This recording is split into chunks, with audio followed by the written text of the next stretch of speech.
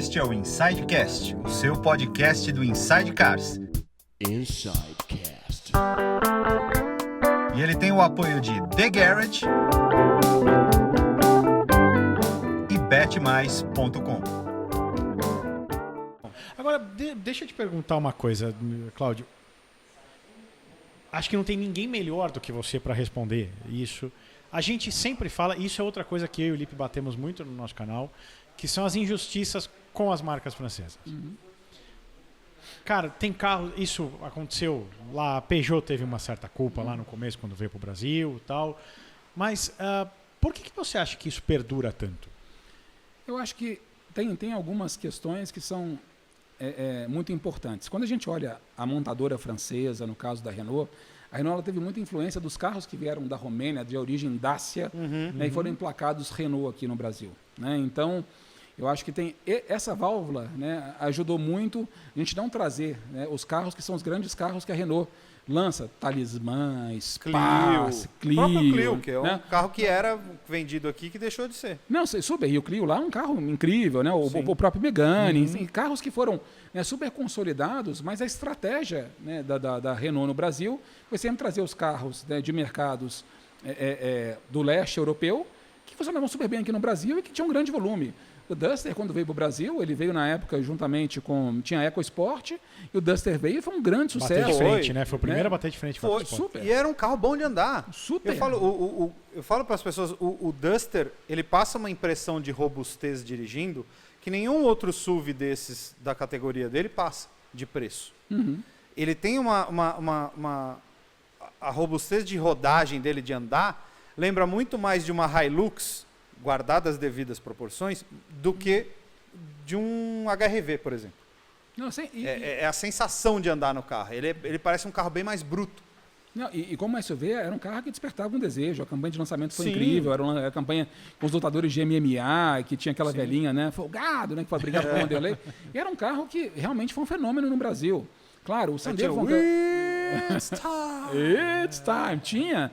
E foram campanhas que fortaleceram né, o Duster como um carro, né, forte, robusto. E eu acho que isso aconteceu muito bem. Eu imagino que a primeira geração do Logan também contribuiu, né, em um determinado momento, né, para que tivesse algum tipo de... Poxa, o Logan era, né, considerado um carro não tão muito bonito, um carro muito espaçoso, mas não tão muito bonito. E a nova geração, inclusive, né, veio com uma campanha que era unbelievable. Né? Tem certeza que é o Logan? Porque justamente desmistificava o design da primeira geração. Uhum. Eu acho que quando a Renault foi renovando o seu portfólio, evoluindo nos seus carros, tropicalizando o produto, mesmo vindo de origem Dacia, para o mercado brasileiro, a marca mudou muito a percepção. Mudou. Né? Hoje a gente percebe a Renault como uma marca realmente, né, que não tem mais aquele tipo de aversão, né, que a marca já teve em um determinado... Eu vejo muito menos aversão à Renault do que a Peugeot e Citroën. E que naturalmente, eu acho que a Peugeot e Citroën, difícil falar porque eu nunca trabalhei, né, perto dessas marcas, mas eu entendo que a Renault, ela quis comunicar, porque eu lembro que quando eu entrei na Renault, tinha sempre um estigma de que o carro francês ainda era importado. Então a gente precisava traduzir, né, para o público brasileiro de que a Renault era brasileira. Então, trazer embaixadores de marca, o marketing de influência, para poder gerar atenção, e aí sim, Marina Rui Barbosa, Bruno Galhaço, e depois a própria Anitta, né, trouxe uma brasilidade muito importante para a Renault. Né, quebrou uma série de barreiras, e as pessoas começaram a entender, né, e olhar muito, né, para a marca com mais atenção. Então, o pessoal fala, poxa, marketing de influência, trabalhar com embaixadores, para uma marca que tinha algum tipo de restrição de ser uma marca brasileira. Quando a gente escolheu a Marina Rui Barbosa naquele momento para poder ser embaixadora da Renault, eu tinha uma conversa, né, no Facebook para poder entender um pouquinho o fenômeno Marina Rui Barbosa naquele momento. Ela era a maior thumb stopper dentro do Facebook, que é aquela pessoa que quando você está passando, né, fazendo scroll, né, rodando o seu feed, você vê a Marina, você para. Caramba. E fala, poxa, então beleza, se eu colocar a Marina, as pessoas vão parar, elas vão consumir o conteúdo de Renault. Elas vão ter a possibilidade de ter mais atenção em relação ao produto. E a gente percebeu que, para a Renault, o marketing de influência foi fundamental na construção dessa imagem. A Renault cresceu muitíssimo no mercado, com produtos inovadores, como é o caso do Kwid e do Captur, mas também com essa brasilidade que ela conseguiu conquistar, trazendo, né, ícones brasileiros para poder comunicar a marca.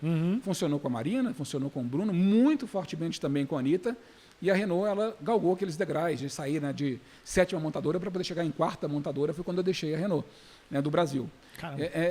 Então, eu imagino que o sucesso da comunicação, traduzindo essa imagem de uma montadora brasileira, de uma montadora que entende o Brasil, que produz no Brasil, que tem orgulho de ser brasileira, foi muito importante para poder descaracterizar aquela imagem de uma marca frágil, francesa, de produtos de baixa qualidade. Então, hoje, imagino que a Renault vive um patamar de muita consolidação e de menos restrição no Brasil, como você falou, Lipe. E é um pouco... a gente sabe que os principais produtos das marcas francesas que sofreram aqui, que tinham um problema de fragilidade, de fato, aqui no Brasil, eram os carros franceses, que não eram os fabricados na França, eram os fabricados na Argentina, no Uruguai. Esses carros eram os carros problemáticos. Os carros que vinham da França não tinham muito problema.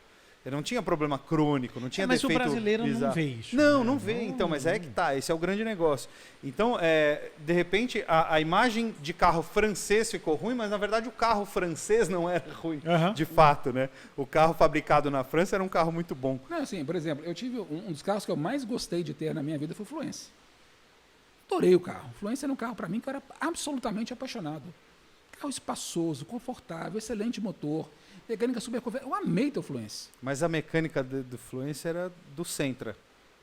Era sim. o 2.0 com câmbio CVT do Nissan. Mas, um carro coreano, enfim. Na verdade, né, o Fluence tem a origem, né, coreana, da Samsung, enfim. Mas, enfim, para mim era um carro que, né, sendo da montadora... Meu sogro teve um, era excelente, um ótimo carro. Eu acho um carro injustiçado. Né? Para mim é um carro que poderia estar rodando no Brasil até hoje, porque é um belíssimo produto. É um belo produto mesmo. Eu acho que o brasileiro, ele consumia, ele era meio gastão, né? O Fluence, ele era mais... ele gastava um pouco. O GT talvez mais, era um carro mais esportivo, enfim, eu lembro daquela campanha do Paul Walker, enfim.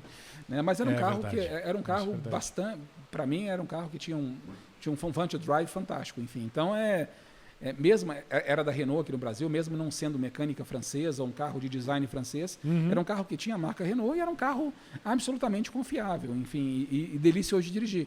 Então, eu acho que a Renault ela conseguiu sair desse preconceito que tinha no passado para ser uma marca hoje desejada, relevante, as pessoas olham a Renault com mais atenção. E o Kwid é um carro simpático. Você teve com o Kwid agora, é um carro que todo mundo... É um carro simpático mesmo. Ele é. É um carro simpático mesmo. Mas a gente pegou um azul, né? Iron Blue. Bonito, cara. Bonito carro. Não, e é isso. Foi a primeira... Eu acho que de Renault que a gente já testou no canal foi o Duster, que eu acho maravilhoso. Maravilhoso de andar. Eu acho... Esse com motor turbo, então, agora... Tô louco para poder andar. Bruno, eu quero andar no ponto 3. No Renault e no Captur, por favor. Olha, vale a pena porque é muito bom de andar. Eu acho o Duster melhor que o Captur, sabia? Minha humilde opinião. Tá bonito, né? O novo tá muito bonito, né? O carro tá diferente. Eu acho... Apesar de usar a mesma plataforma e tudo, usa a mesma plataforma, mas ele passa uma impressão, sei lá, eu gosto mais do Duster. Eu acho que o Duster é um carro mais robusto, ele tem essa pegada mais SUV off-road. O Captur é um carro de design. O Captur, se eu me lembro muito bem, né, foi um carro que ele foi desenvolvido pelo olhar feminino. Não, e ele é muito diferente do Captur da França. O Captur da França usa a plataforma de Clio.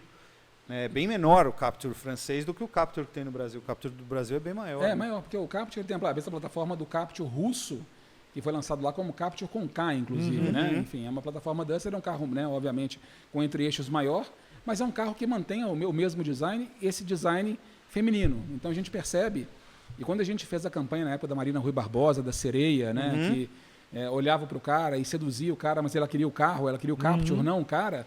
Era justamente para poder dar um empoderamento feminino, para poder mostrar, né, que a Renault ela tinha um carro que tinha um olhar mais feminino do que, né, no caso o Duster tem um olhar, obviamente, um pouco mais robusto. As mulheres amam o Duster, né, porque é um carro mais alto, enfim, mas os homens, né, também gostam do carro.